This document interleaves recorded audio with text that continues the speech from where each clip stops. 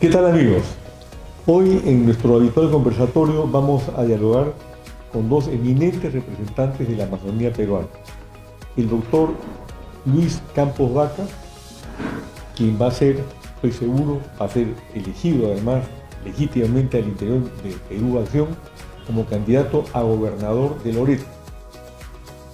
Y don Franklin Coral, empresario, nuestro candidato a alcalde de la provincia del Alto Amazonas. Iniciamos entonces el diálogo con Luis Campos Vaca y yo quisiera que un poco nos adelantes cuáles son los problemas centrales que tiene la región de Loreto en este momento.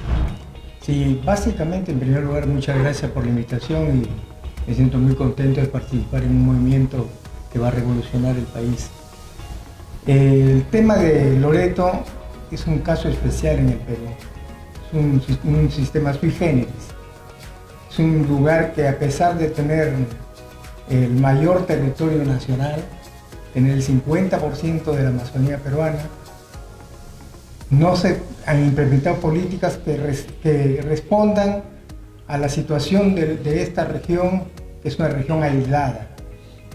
Una región aislada donde la interconexión, ya sea vial, eléctrica o de comercio, es muy difícil implementarla si no cambiamos el marco legal, si no estimulamos a los empresarios, si no resolvemos los cuellos de botella que tenemos allá, como es el tema de salud, educación, comunicaciones, internet pésima y básicamente la poca oportunidad de trabajo que tiene la población allá, a pesar de ser una zona mega diversa, ¿no? Una zona que tiene los mayores recursos del mundo en cuanto a biodiversidad. Y además las políticas no han estado orientadas a integrarnos en el enfoque panamazónico. Es decir, miramos a Loreto como si pudiéramos gobernar sin tener en cuenta que tenemos una cuenca andino-amazónica y que estamos amarrados con otros 7 países, como Ecuador, Colombia, Brasil, Bolivia, con lo cual le podríamos integrar una estrategia de política de desarrollo sumamente importante. Y en realidad la postergación de la Amazonía en Perú es secular. Hemos perdido además una inmensa cantidad de territorio con estos países circunstantes a los cuales tú te acabas de referir, ¿no es cierto? Le hemos cedido territorio al Ecuador, a Colombia, a Brasil, hasta Bolivia. ¿Por qué? Es algo que yo, cuando miro hacia atrás y veo la historia del Perú, me pregunto qué ha pasado con la Cancillería del Perú durante todos estos años y con los gobiernos del Perú en realidad, que han sido absolutamente concesionarios en esta materia. Pero antes de entrar un poco más a fondo sobre el tema, me gustaría escucharlo a Franklin, que nos diga cómo ve la situación del Alto Amazonas y del Mar. Muchas gracias, doctor. Muchas gracias por la invitación. Estamos aquí muy contentos para expresar nuestro saludo a todos los pobladores de Alto Amazonas y, por qué no decir, de todo el Perú. Mis hermanos, Alto Amazonas sufre también como los pueblos olvidados de la Amazonía. No estamos integrados dentro del marco legal que se refiere a Loreto. Prácticamente no tenemos comunicación ninguna hasta estos momentos con Loreto. Los que manejan toda la economía son la parte de San Martín. Todo nuestro dinero se va a parar en San Martín y no podemos hacer nada en la ciudad. Necesitamos tener un gobierno ahí pleno que se dedique a hacer obras y cosas importantes dentro de la región Loreto.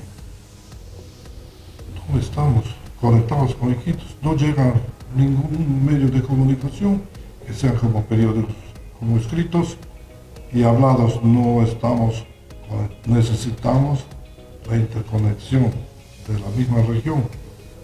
Estamos apartados de todo. Por eso es que un cambio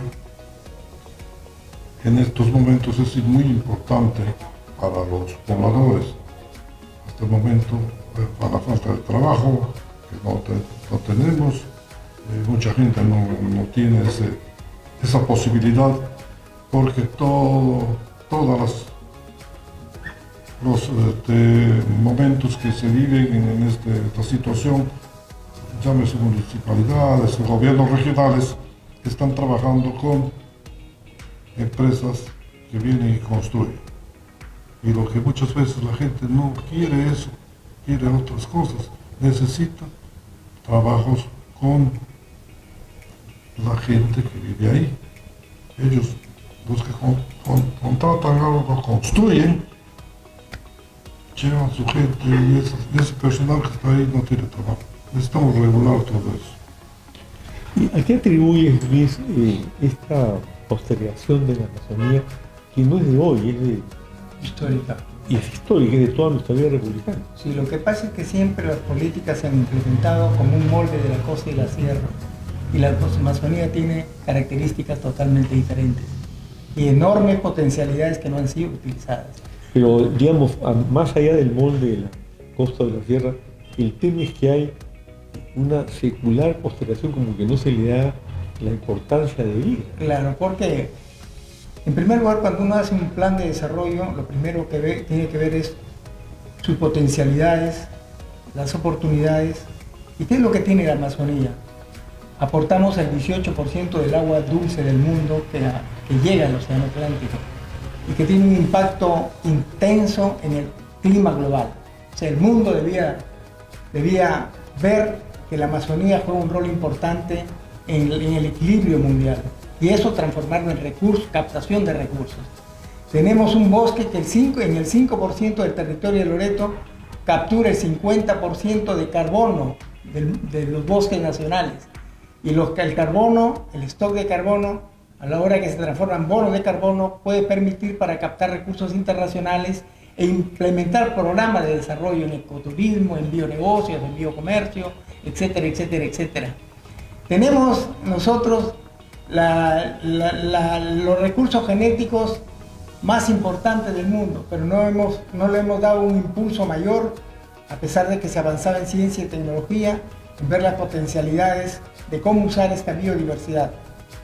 Hay que implementar cuatro puntos importantes, además de la gran cantidad de propuestas que se pueden hacer de Amazonía.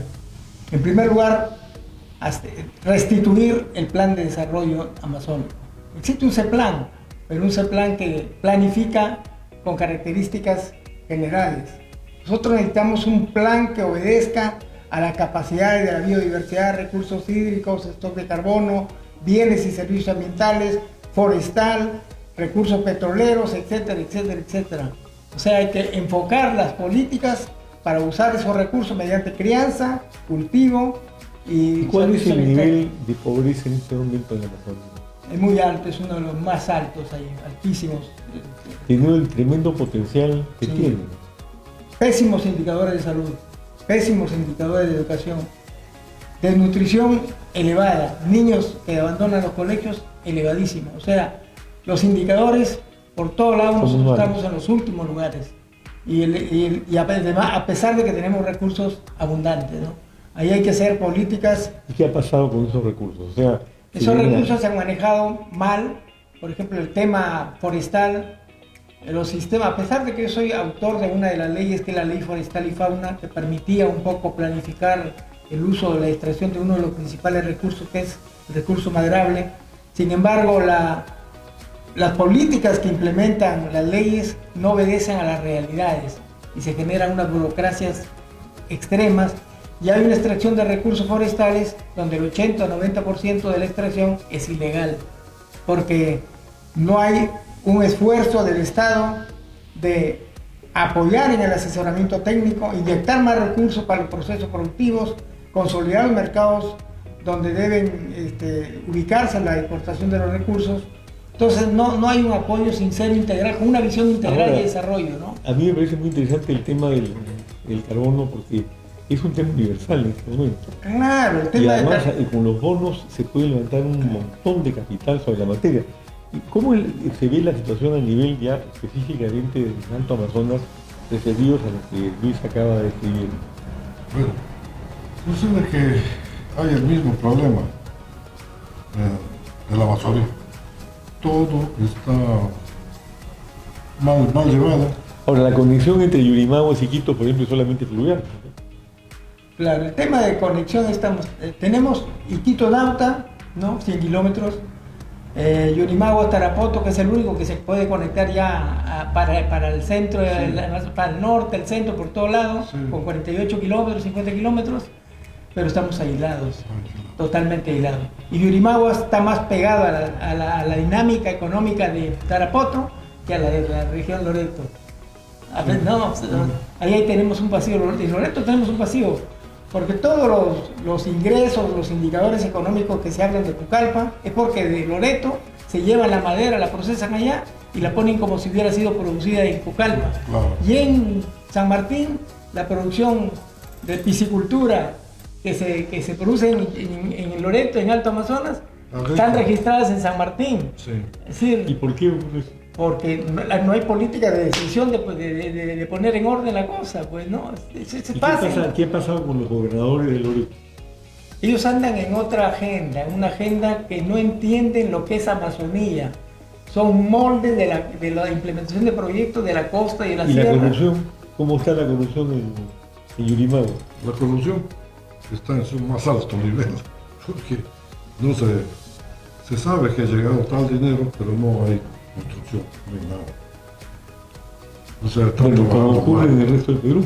Yo acabo de ver ahí una encuesta internacional que sitúa al Perú en términos de corrupción por encima de Venezuela. Terrible, ¿no? Que ya sabemos exactamente lo que es Maduro, es un cleptócrata que está destruyendo a esa nación.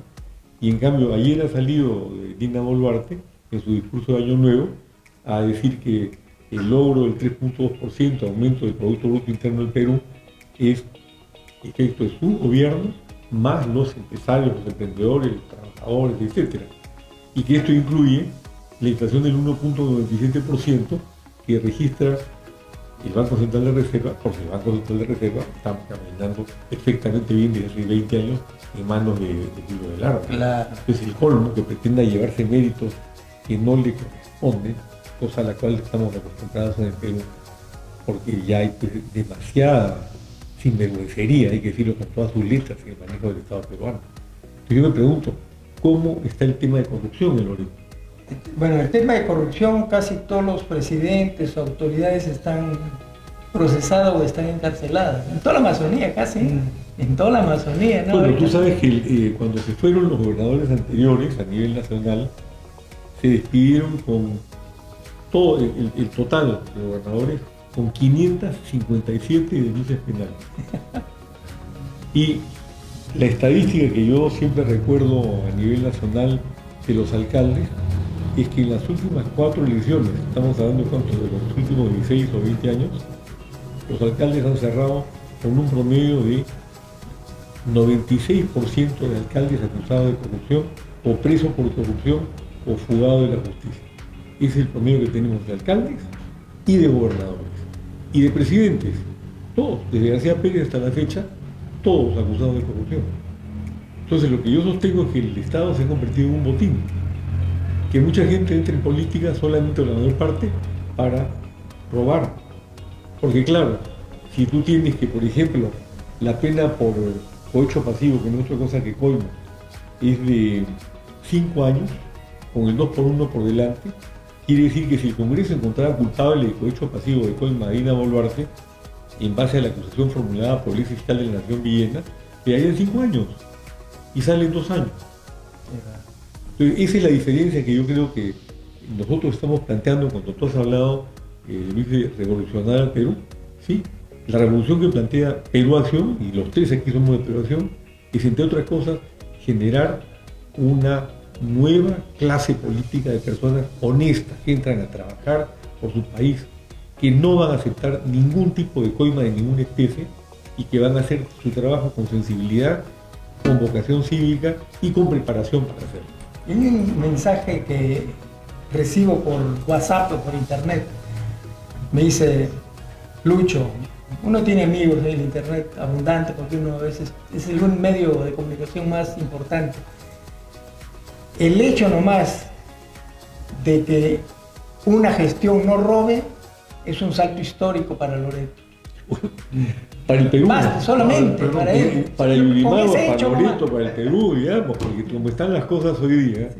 Yo les diría que quisiera 1 año, 2 años, y les demuestro cómo se maneja una economía. Bien planteada. Empresa privada de bien inversión. ejecutada, claro. Cómo se debe manejar. Aquí entran sin dinero y salen pues millonarios, ¿no? Yo no necesito, no necesito ir a robar, yo necesito hacer obras. Hay una que historia. beneficien a la población. Hay ¿Qué gano yo queriendo oír esto? ¿No? Hay un No tema estoy. pendiente en Loreto de analizarlo, que es cómo profesionales que han llegado a ocupar gobiernos, que eran misios, por decir entre la palabra Sí, nosotros, que han tenido menos cargos que yo, menos sueldo que yo Sí, históricamente, sí.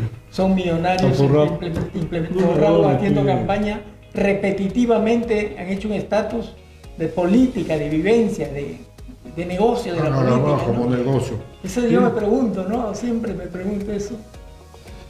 Hay que ver el bienestar de todos. El que va a ser presidente tiene que mirar todas las instancias, ver cómo funciona. Algo está funcionando mal. Se elimina, esto no sirve, y vamos a caminar por este punto. Como decía el candidato que ha ganado en un país, cuando no se roba la plata, alcanza para todo. Y Bueno, debe acá, ser- Franklin, tú sabes que las cifras son muy claras.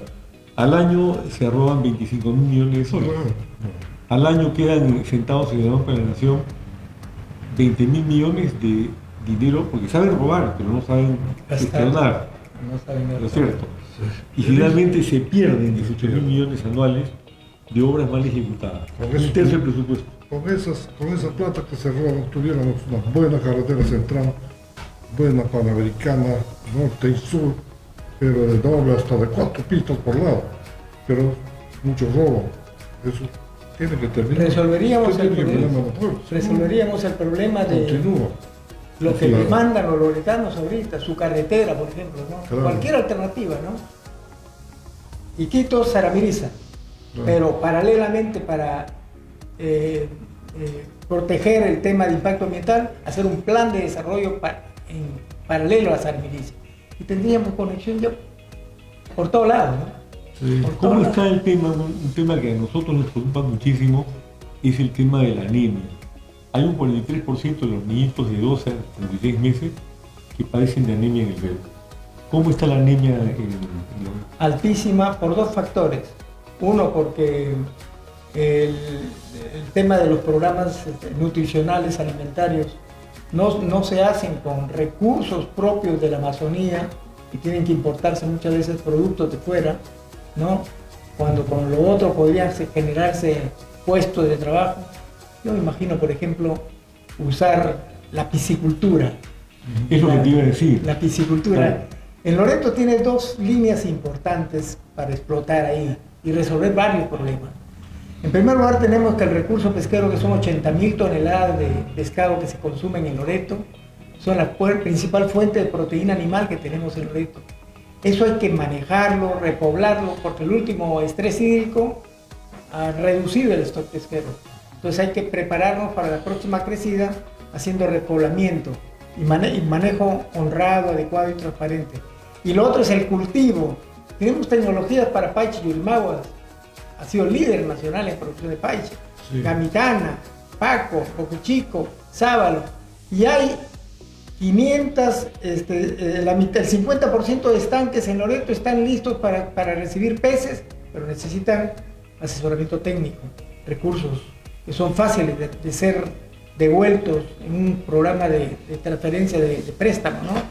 Entonces, el tema es que hay tecnología, hay potencial, pero la orientación de la inversión está más por el tema de cemento. Y hay que hacer veredas y toda la cosa, pero hay que priorizar el tema de generar productos que resuelvan el problema alimentario, que generen puestas de trabajo y le den sostenibilidad a Loreto, ¿no? Por ahí está el camino, ¿no? Yo creo que lo que pasa, además, en el tema de la anemia, como tú sabes, Franklin, estos niñitos sufren de un mal irreversible. El daño que se les hace a su capacidad cognitiva, o que les hace a su capacidad cognitiva la anemia, no es reversible. No es que dentro de 12 meses empiezan a comer bien y a ingerir el fierro que necesitan. No, ya no lo arreglan. Entonces son cosas que es un tema que se tiene que abordar de inmediato y sin ningún tipo de dilación. Y lo que yo veo es que hay paradojas, como por ejemplo que en Puno, que es un departamento que produce quinoa, el primer productor de quinoa del mundo, que es un alimento maravilloso, el promedio de 43% aumenta a 69%. ¿Qué porcentaje de anemia hay en Bolivia? ¿Está sobre la base del promedio nacional o está por encima? No, está por encima. Todos los indicadores de crisis tipo la anemia o el no cumplimiento de los años escolares, el tema, etcétera, etcétera, todos los indicadores están por encima de los promedios nacionales. Y no es un problema de dinero, no es un problema de dinero, no es que falta plata para hacerlo, no falta plata para nada, falta decisión. Claro, falta decisión y sobre todo en ese caso decisión política, porque se trata, por ejemplo, hay un elevado porcentaje de anemia en estos niños en las clases más pudientes del país, por ignorancia. Así es. Entonces, ¿dónde están las campañas para crear conciencia sobre el tema y para enseñarle a comer a la gente? No la veo por ningún lado. Y elementos importantes como por ejemplo el tema de parasitosis de los niños con que la Amazonía es muy fuerte, ¿no? Es muy fuerte. Uno alimenta a los niños para alimentar parásitos. Por eso lo ve buchizapitos a muchos niños. Claro. Cuando una campaña inmediata de resolver ese problema, un purgante general, por decir así, y paralelamente un programa de nutrición en base a los insumos locales con tecnología que existe, ¿no? Acuicultura, crianza, cultivo, manejo. Pero hay que tener una visión de base científica, técnica y no empírica, porque eso hace fracasar a los proyectos, ¿no? A los programas, ¿no? Llega el dinero a lo que es la red de salud, pero no ejecutan en el campo. No van a darles a los niños. No se ejecuta el presupuesto. Claro, para desparasitarlos, deben llenar los documentos simplemente con facturas, porque no se ve esas campañas que deberían haber para que vayan ahí, apoyen a esos niños y a la gente pobre también ahí. Además falta mucho trabajo para la gente, gane su dinero y pueda dar de comer bien a sus hijos. ¿Cuál va a ser tu primera acción cuando te elijan alcalde de Alto Amazonas? Para empezar, trabajos se dieron con obras, ¿no? Para empezar, poco a poco, viendo que cada obra se haga por la administración directa para poder dar trabajo a la mayor cantidad de gente. Una obra que normalmente ahí vale pues 1 millón, están poniendo 9, 10 millones, ¿no? Y todo se le lleva a un contratista que lleva 200 personas y solamente ellos hacen el negocio. Como el alcalde, como alguien por ahí que está metido en el negocio. Imagínense que yo vi que habían sacado un presupuesto para una escuela, uno de ellos, pero han habido con el gobierno anterior muchas escuelas que costaban 1 millón, pero han puesto 9, 10 millones. No va. Además, tienen ahí un equipo técnico de ingenieros técnicos y todo en la municipalidad, en los gobiernos regionales. Pero elaboran el proyecto, pero digo, ese proyecto aparece de alguna oficina fantasma presentado por la ejecución del proyecto para cobrar al gobierno regional. Cuando todo se ha hecho ahí, de repente aparece de una oficina cobrando por el monto de la elaboración de tal proyecto. Y todo lo hecho ahí, entonces, ¿para qué se paga a la gente si no van a trabajar? Hacen el trabajo, pero como somos pillos, de afuera aparece una factura para cobrar. Si es de 10 millones, imagínense, el 10%, el 15%. Bueno, por la elaboración del proyecto. Y además, si los pescan, entonces estamos mal. 5 años. Si haces. Ahí lo que tenemos que hacer. Y el 2 por 1. O sea, se quedan 2 años adentro y se van con su milloncito a su casa. Es un negocio ahora, ¿no? Es un negocio. Sí. Todo le ven hacer negocio ahí. Voy a entrar acá para ser millonario. Eso es lo que piensa todo el mundo, ¿no? A menos nosotros no. Sí, lo que tenemos que hacer ahí es varias cosas, ¿no? Primero, el tema de corrupción. Porque yo escucho colegas, yo trabajo mucho con empresarios, ¿no? Con pequeños empresarios, y cada vez que quieren ir a hacer un trámite a una institución, lo primero que le dicen, paga tu aporte y te sale el documento más rápido. Inmediatamente. Está tan difundido este tema que incluso lo conversan los que hacen eso sin vergüenza alguna, o sea, como si ya fuera una forma de hacer los procesos. Lo segundo, hay que hacer el ordenamiento territorial de la zonificación ecológica y económica. Ya se ha hecho la macro, micro, falta la meso. La única microzonificación que existe para usar el territorio adecuadamente, para saber, este pedazo de territorio ya tiene propiedad, esto es de las comunidades indígenas, no hay que chocar con ellos. Esta es capacidad para producir agrícola. O sea, el ordenamiento territorial hay que hacerlo inmediatamente. Entonces, es importantísimo eso, ¿no? Y el otro tema es el tema de restituir la planificación regional y promover de arranque un chorro de bionegocios con la biodiversidad. Cada elemento puede generar actividades productivas importantes y pasa a generar puestos de trabajo, recuperar las áreas degradadas captando bonos de carbono, inyectando recursos de fuera, aparte el tema del carbono a mí me parece muy interesante. ¿Por qué no lo explicas? Sí, bueno, yo tengo un proyecto, soy miembro del directorio de Plant the Future, que es una institución británica que trabajamos en toda la ruta de Iquitos Nauta, Pucallpa y Tingo María. ¿De qué se trata? Una comunidad, un agricultor pobre, tiene la agricultura como es un reto de subsistencia, o sea, bajos ingresos, ¿no? Cuando tú le dices, vamos a entrar al tema de bono de carbono, haces recuperación de su área deforestada. Tienes 10, 20, 30 hectáreas deforestadas. Le digo, vas a hacer plantaciones y vas a sembrar tantos frutales nativos, camu camu, etcétera, etcétera, etcétera. Esos árboles a la hora que crecen van a cumplir 10 años y vamos a darles el bono de carbono ahora. Porque acumulado se calcula desde que pones la plantita hasta que tengas un árbol de 5 o 10 años y calculas cuánto de carbono es ese árbol absorbido del ambiente. ¿Por qué? Porque el CO2 en el ambiente calienta el mundo. Después de post-París, de las reuniones que hemos tenido a nivel regional, hay un mecanismo de desarrollo en limpio que permite empresarios del mundo que quieren, por ejemplo, limpiar su imagen y no pueden reducir su emisión de carbono, hacen alianzas con Brasil, con los países tropicales, y le dicen, señor, vas a tener aquí un bono de carbono, pero siembra tu árbol y te vamos a compensar. Calculamos cuánto de carbono absorbido y te pagamos un monto. Entonces eso se retribuye y mejora la rentabilidad de la chacra, el ecosistema, el paisaje, la sostenibilidad del ecosistema, etcétera, etcétera, etcétera. Eso debe ser una prioridad para Loreto, ¿no? Loreto, doctor, claro, lo que debe hacer son grandes cambios en el caso del Trump. Hay mucho, como decía, mucho dinero que se va y no se pueden ejecutar grandes obras. Por ejemplo, yo escuché ahí que ¿por qué le suben esto? Yo siempre construyo, ¿no? ¿Por qué suben tanto esto? No me dice. Tenemos que subir, si están 2 millones, tenemos que ponerle 6, 8 millones. Porque en Lima nos piden un porcentaje de esto, tenemos que dar. Entonces eso desde acá está mal, ¿no? Terrible. O sea, es la coima por todos lados va. Si es de vivienda, si es de esto, ¿no? Entonces tiene que hacer muchos cambios. Y un tema vital también es la energía en el Loreto. La energía es la más cara del mundo, quizás. Sí, tenemos carísimo. Y tenemos potencialidades para...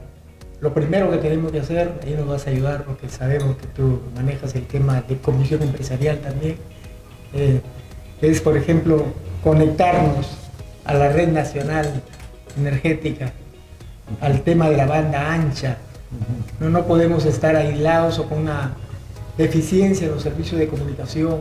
Tenemos que estar con una red eléctrica que también nos acojamos a los beneficios que dé el Estado para las poblaciones marginales que están en la zona, ¿no? Claro. Y el otro es seguir buscando otras alternativas como los paneles solares, ¿no? Etcétera, etcétera, que hay potencial tremendo para generar energía barata y ecológica. Lo que tiene la Amazonía, que es una maravilla, y tú lo estás desarrollando, ustedes lo están desarrollando muy bien, es todo el potencial para sacar adelante proyectos de energía limpia, para sacar adelante proyectos de carbono neutral. O sea, todas las cosas que están en este momento creciendo rápidamente en el mundo y que el mundo, el hemisferio norte desarrollado, no los tiene. Pues tienen que acudir a nosotros y tenemos el potencial ahí sentado sin saber aprovecharlo. Y no nos descuidemos de las comunidades indígenas, Bueno, que son 300.000 en la Amazonía, y Loreto tiene pues un gran número de comunidades indígenas, que si nos aliamos con ellos para usar los recursos, aliándolos a ellos con empresa privada, por ejemplo una comunidad que produce aguaje, no tumbe el aguaje pero recibe un fondo para mantener el aguaje en pie y lo que hace es cosecharlo el aguaje sin necesidad. Ese aguaje se lo da, por ejemplo, a cualquier empresa, esa empresa lo transforma en subproductos, pueden ser nutracéuticos, cosmética, medicinales, y generas industrias. Claro, o el camu-camu, se puede hacer industrias en Loreto, asociando con empresarios y haciendo con inclusión social, haciendo participar a los agricultores y a las comunidades, y todos van a estar. Hasta el tema del petróleo tendría que humanizarse para que las comunidades sepan de que tienen un beneficio, y no como ahora que son las peores comunidades, las comunidades con más pobres son donde se produce el petróleo, ¿no? Eso hay que enderezarlo, ¿no? Eso es lo que ha ocurrido también con las minas a nivel nacional, que ha crecido mucho el planteamiento antiminero de quienes en realidad no quieren que haya minería en el Perú, siendo como es el país, el Perú, un país minero. ¿Y por qué ha crecido? Porque yo lo sostuve desde hace muchos años en minas muy ricas, rodeadas de entornos de pobreza agrícola. ¿No es cierto? Y eso es lo que ahora se denomina licencia social, que no existe realmente como una licencia, sino es la que da el pueblo que rodea la zona. Pero naturalmente lo que está pasando es que, inducido por el pasado que ha habido y por la demagogia de quienes no quieren que haya minería en Perú, nos han conducido a que, por ejemplo, haya 55.000 millones de dólares de inversión minera paralizada, que podrían perfectamente, con las técnicas existentes el día de hoy, aplicarse con absoluto respeto por el medio ambiente y con absoluto respeto por la responsabilidad social, que es lo que se tiene que hacer en la Amazonía, como tú lo has señalado, Lucho, con petróleo, ¿no es cierto? Y el otro tema que es candente, y la gente, todo Loreto, todo Iquitos, San Juan, dependen del agua potable de la cuenca del Nanay. O sea, se elimina la cuenca del Nanay y prácticamente Iquitos, San Juan, Belén, todos no van a tener un agua adecuada potable. ¿Por qué? Porque esa cuenca está siendo utilizada por la extracción de oro, y en el oro se usa mercurio. Claro. Y aunque no se usa mercurio, el mercurio se incorpora a la cadena alimentaria y llega a la comunidad y genera pues, el cretinismo y una serie de males, ¿no? Es otro de los temas más importantes que hay que enfrentar. Ya estamos hablando, Frank, unas últimas palabras.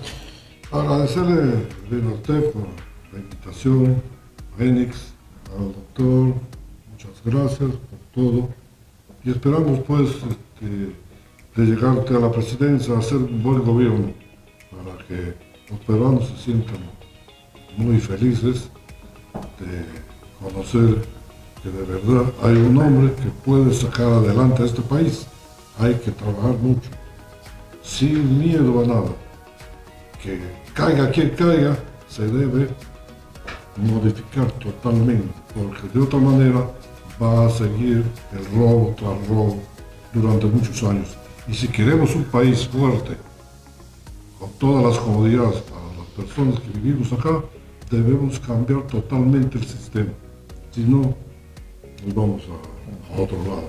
Mucho. Gracias. Yo tengo mucha esperanza, porque conozco tu trayectoria. Juega un rol importantísimo el tema de la legalidad, la justicia, en relación al Congreso también, acuerdos y leyes que se han dado ahí. Y creo que vamos a lograr llegar a tener esa posibilidad de gobierno, porque como tú dices, con esa mano de fierro, Sí. vamos a poner en orden todo. Y esa es la mano que siempre tenemos que tener así a partir de ahora y no olvidar. Gracias. Y muchas gracias por la presencia, tanto de Lucho como el Flanque en el programa. Ha sido muy iluminador respecto a lo que ocurre en la Amazonía. Y por cierto, respecto a lo que Perú Acción, con dos personajes importantes, significativos, honestos y que saben lo que van a hacer, van a permitir que haya una revolución pacífica, como en todo el Perú, a través de nuestro programa Mano de Hierro.